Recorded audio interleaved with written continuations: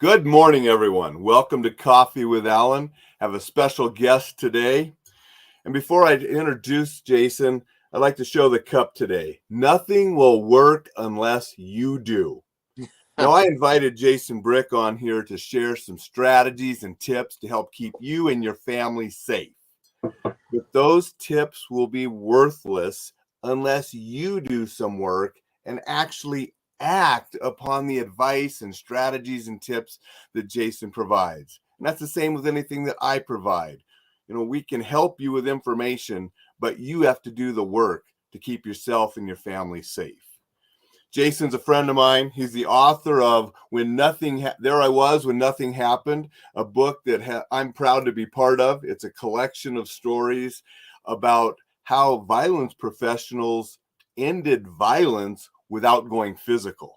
So it's a great book, and I'm proud to have a chapter in there with one of the times I was working security. Jason's newest book just came out. I don't have a copy with me right now today yet, but it's The Safest Family on the Block, which Jason also runs a podcast, The Safest Family on the Block, and provides just a ton of different information to keep you and your family safe.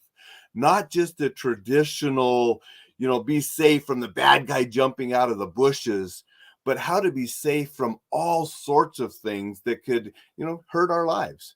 And so we want to be safe from everything out there so we can enjoy life. And that's Jason has the same type of philosophy. And so our teachings go hand in hand. And I'm proud to have him on today. Jason, welcome to the show. Thank you, Alain. I am so thrilled to be here. Jason, just give a quick little background for people that might not be as familiar with you. And I just did a really tiny little introduction. So go ahead and give a little information about yourself. Sure thing. So, as you mentioned, I'm the host of the podcast, Safest Family on the Block. And that was kind of the culmination of a project that started when I adopted my oldest son. It started a little earlier than that, actually. I've been involved in martial arts, safety, and security for my entire life, starting when I was 11 years old. And by the time I became a father, I had 4 degrees of black belts in one art, 3 degrees of black belts in another. I'd competed internationally. I'd taught martial arts internationally, done some bodyguard work, some bouncing work. I'd traveled to unsafe places and done unsafe things, but come out the other end okay. I thought I was a badass. I mean, I had a lot of certificates that kind of proved it. But I realized very quickly that almost none of that experience and training had taught me how to protect another person, let alone a helpless small life for which I was entirely responsible. And because I had some very good coaches, my response to figuring that out was to go find people who could teach me what I wanted to know. And Safest Family on the Block is an iteration of that, where I use that experience, my experience as a martial artist and a father, and also my career in journalism, to interview the best experts I can find on all the different ways to keep our kids safe. And that's from, like you said, it's violence prevention is included, but also fire prevention, first aid, nutrition, how to communicate with our kids, how to interface with teachers, bully prevention, shooting survival, which is how you and I met because I read your book. So everything that I can think of or people can bring to my attention about keeping kids safe, I find somebody really smart to talk to me about it. And then the book is a distillation of the first 3 years worth of information I got from that podcast. That's awesome. And I'm going to put Dixon's question up to let you answer. And then when you answer this, go ahead and tell people where they can go to get the book. Because Dixon asks, too early to tell? How was your book launch, Jason? Well, thank you for softballing that in there, Dixon. I think you saw the announcement that halfway through the launch day, we were number 1 in safety and first aid on Amazon. And we remain the number 1 early release on Kindle 3 days later. Actually, I haven't checked this morning, so 2.5 days later at least. So it's been going pretty well. The reviews are coming in. They're very positive. So I'm very, very, very happy about how it's gone so far. Now, where you can get it, right now it's available on Amazon. If you have Kindle Unlimited, you can get it free. If not, it's $5. It's on sale for half off for the first week. The print version has become the victim of a series of errors and problems with the cover that it stopped being a comedy of errors about a day ago, and it's starting to just be a frustration of errors. But it'll come out pretty soon, and what I'll probably do is do a second launch day once that's finally released. It'll probably be a week after launch day, so this coming Tuesday. maybe a little earlier. We'll see. Awesome. Thank you, Jason. Mhm. Now, everybody, I've asked Jason to give some tips and strategies on how to keep yourself and your family safe. If you have an additional question or want a follow-up, go ahead and put it in the comments. If you're watching this on a replay, go ahead and put the stuff in the comments too, because Jason and I will pay attention to those comments and try to answer anything that goes on a replay as well. Mm-hmm. Jason, what's your first tip you wanted to share today on keeping family safe? Absolutely. Now, you pre-framed me for this, so I'm going to go a slightly different direction, where the books consist of 101 very simple, very actionable tips. I love your mug. I love what it says about you got to do the work. I think one real issue with a lot of safety information out there is they tend to be very broad and very general, and often coming from a perspective that the average parent just doesn't have. You'll have a Navy SEAL give you advice that kind of boils down to have several $1 million worth of high-level training and be the kind of person who wants to be a Navy SEAL, and that's how you stay safe. Whereas the advice in the book are very simple things that every parent can carry out without as much fear and without as much commitment as I think a lot of the advice out there requires. But what I wanted to do here was kind of talk about some of the overarching themes that many of the tips hit on. And the first one is, folks, as parents, we worry too much about strangers. There's the stranger danger narrative, which has been proven over and over again to just not be true. There's worry about strangers in your kids' chat rooms on their games. There's on Halloween, we still check our candy to see if a stranger put a razor blade or some strychnine or some fentanyl or I don't know, a panther in there, whatever it is. And although sometimes, except for the Halloween candy thing, which never, ever, ever happened, honestly, you can look it up. Those are risks. There are times when strangers hurt children, but overwhelmingly, if somebody hurts your children or another member of the family, it's going to be somebody they know. It's going to be somebody you know. It's going to be a coach. It's going to be a romantic partner. I mean, take a look at abduction statistics versus domestic violence if you want to get really depressed this morning. It's going to be, their mom's new boyfriend.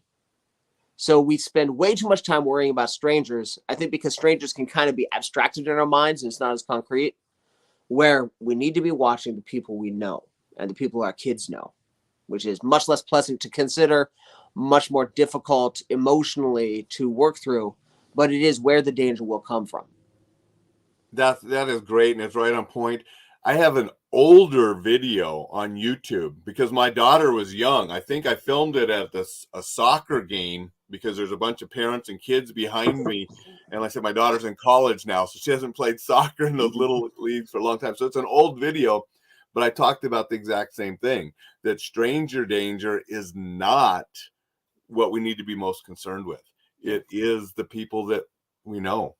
I went to a seminar once on church safety, was there with Dave Grossman, Jimmy Meek, some other people.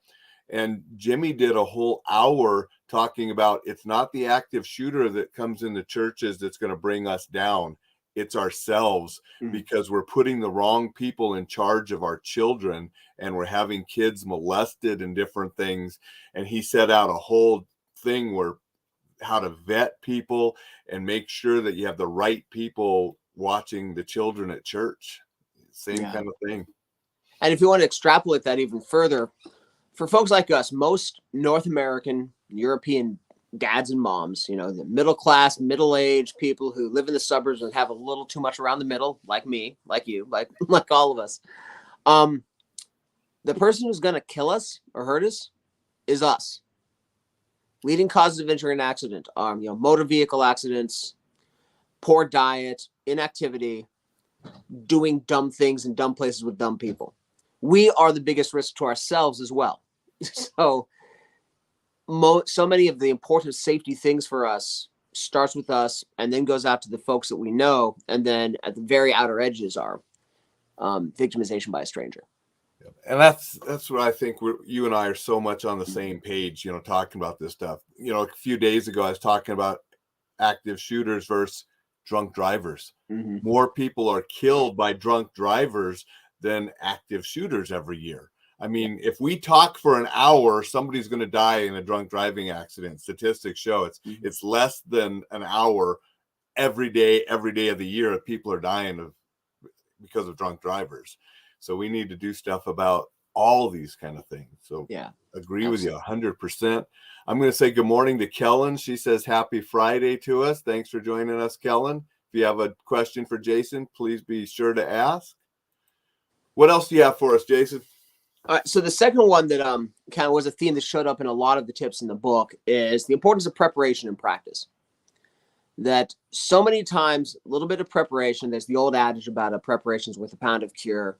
And the way I like to look at it is, for example, you build a good emergency kit for your car, and the book has a whole chapter about what you should put in that I got through an interview with somebody from AAA who, I sent him an email, said, hey, would you come on the show? But before the show, give me a list of what my car should have, and then we'll go through the items one by one. You can tell me what they are, what they're for, and how people usually screw up using them. But that kit can take what might be an emergency and turn it into an inconvenience, or it can take what could become a tragedy and make it just an emergency. And so there's so many little things we can do, from taking a class to stocking the right kits to putting a little food on hand to working through a fire plan with our kids, or something as simple as having a talk with your spouse about, if school is closed early for a weather emergency, which of us is going to go get them? All of these little things, all that planning, and then rehearsing those plans to the best degree we can are immensely powerful from a safety standpoint. And they can be fun and empowering. One of the first things I started doing when I got serious about my family's safety, this was way before the podcast, was we have a house that's kind of wide and rambling. There's 3 fire extinguishers running around in the house. Every year we go buy one, and we're talking the $25 Home Depot model, not one of those big expensive ones you have to recharge. And that one goes where the oldest fire extinguisher lives. The old one we take out, and then we go back in the backyard, usually just before the 4th of July. We build a campfire on the patio, put on gloves and goggles, and then everybody puts out the fire, takes turns to putting out the fire. And that was starting when my kid was 7.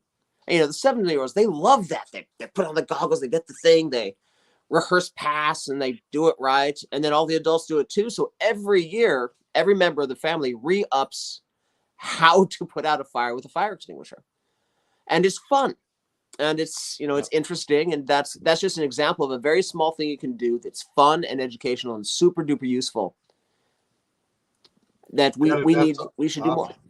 That is awesome. When I did the active shooter training on the Safariland team, when I was part of that team, we would actually have the fire extinguishers, the big ones that are in schools and hospitals and places. And we would ask, who's sprayed a fire extinguisher, ever used a fire extinguisher? And it's remarkable how many people have never used one. Yeah.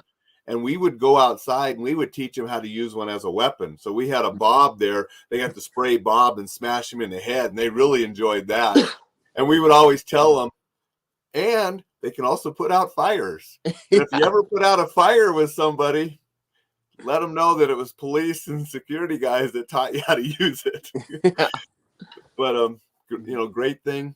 Before we move on to something else, what are a couple of those things on the car list that maybe a lot of people wouldn't think about? I mean, people probably think about water, food, flashlight, but maybe what are some things that people don't think about on that car kit? So one of the things about that list is almost everything on there is very intuitive, but some of it's on the list of, I never thought of that, but wow, now that you mention it, right? One of them that came as more of a reminder than a surprise to me, and probably will for most people, but very few people have them in their car, is for $30 you can get a hand crank radio, which doesn't work on batteries and can get radio signals. And the newer models include both an LED flashlight and a USB charger port. And that's $30 on Amazon. And right there you have light, you have communication, and you have power for your phone to give you access to even better communication.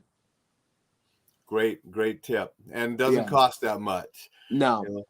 I hope on that kit somewhere too, you got a tourniquet, which another $30, you'll have a tourniquet, which not just for active shooter situations when I'm telling people and I'm teaching them in my classes, but they're good for automobile accidents and all sorts of other things where you might have massive bleeding. And so I always tell people they should have a tourniquet in their car as part of that kit too. Absolutely. Like if you go for the full-on Israeli bandage or just a simple tourniquet model, Although one of the folks I've interviewed for my show several times, who's a guy I went to college with, who now, well, actually, he just changed jobs, but at the time of the interview, he was in charge of medical response for San Francisco International.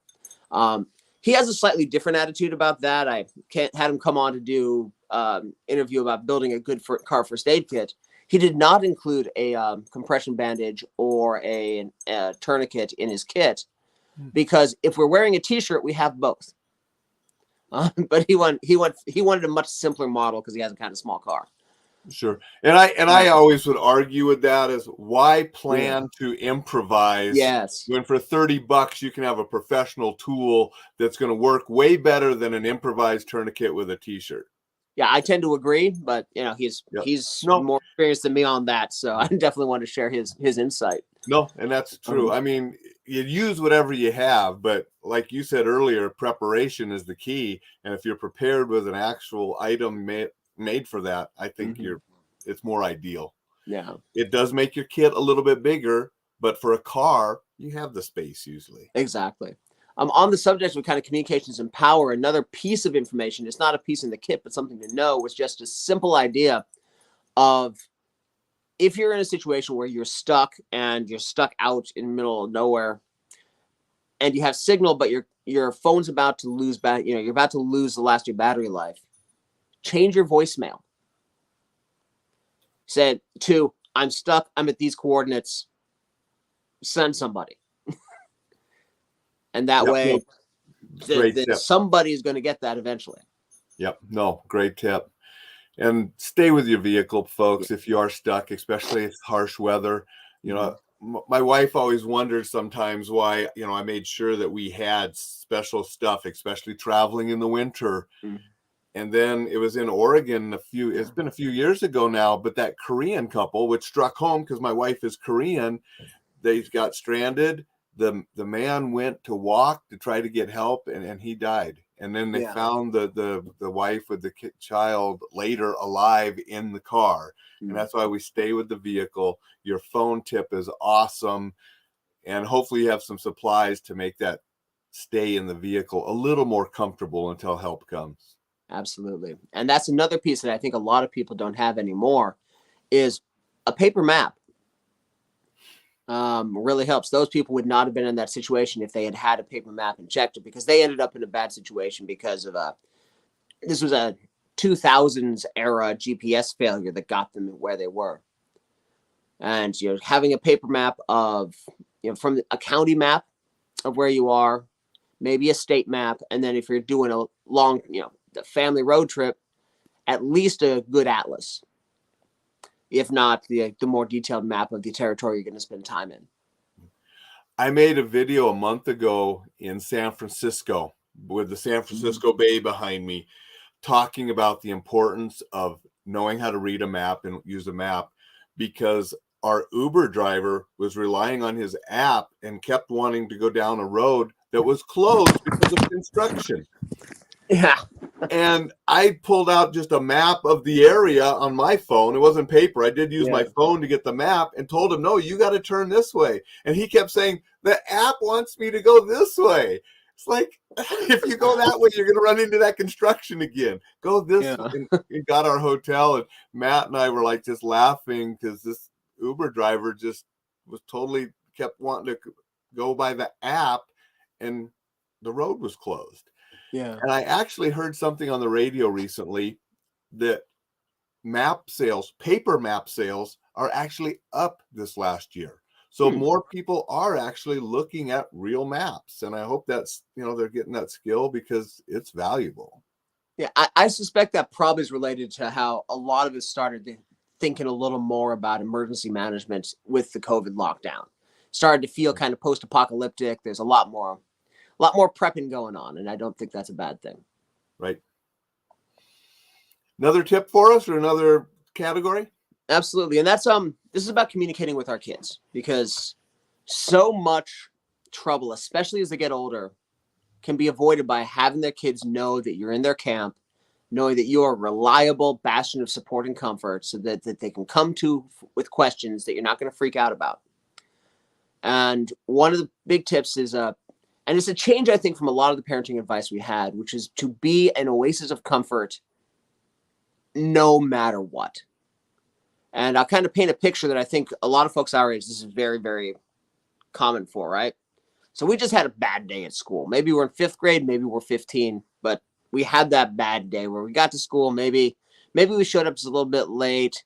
Maybe we were cranky. Maybe something happened. We ended up going to the principal's office a couple of times. We maybe mouthed off to a teacher. We knew our parents heard about it.